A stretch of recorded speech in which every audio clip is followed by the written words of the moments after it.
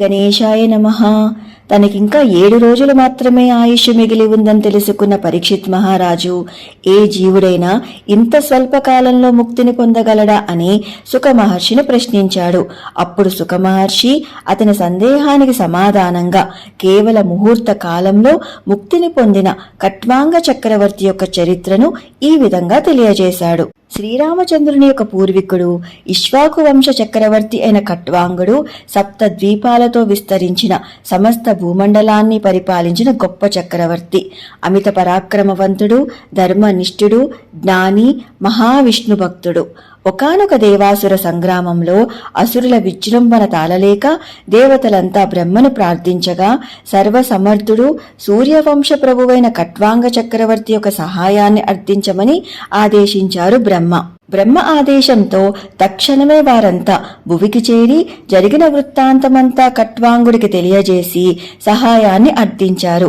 ధర్మనిష్ఠుడైన ఆ చక్రవర్తి దైవ కార్యంలో తానూ భాగమవుతున్నందుకు సంతోషిస్తూ క్షణిక విలంబన కూడా లేకుండా తక్షణమే బయలుదేరి వెళ్లి రణభూమి యందు దేవతల తరపున వీరోచితంగా పోరాడి సమస్త అసుర సైన్యాన్ని తుత్తునీయులు గావించి విజయ పతాకాన్ని ఎగురవేశాడు.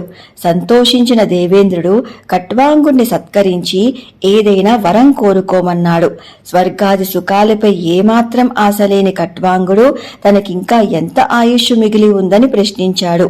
అప్పుడు దేవేంద్రుడి ద్వారా ఇంకా కేవలం ముహూర్త కాలం మాత్రమే ఆయుష్ మిగిలి ఉందని తెలుసుకున్న కట్వాంగుడు తక్షణమే ఇంద్రుని యొక్క సహాయంతో భువికి చేరుకుని పుత్రునకు రాజ్యాధికారాన్ని అప్పగించి వశిష్ఠ మహర్షి యొక్క ఆధ్వర్యంలో దర్భాసనాస్థితుడై అన్యదా శరణం నాస్తి త్వమేవ శరణం మమ అన్న విధంగా ఏకాగ్ర చిత్తంతో అంతర్ముఖుడై తనను తాను సంపూర్ణంగా ఈశ్వరార్పణ గావించుకుని మనస్సుని శ్రీ మహావిష్ణువునందే లగ్నం చేసి కేవల ముహూర్త కాలంలో నిశ్చల సమాధి స్థితికి చేరుకుని శ్రీహరి అనుగ్రహంతో శాశ్వత విష్ణు పదాన్ని అలంకరించి అఖండ కీర్తిని సంపాదించాడు.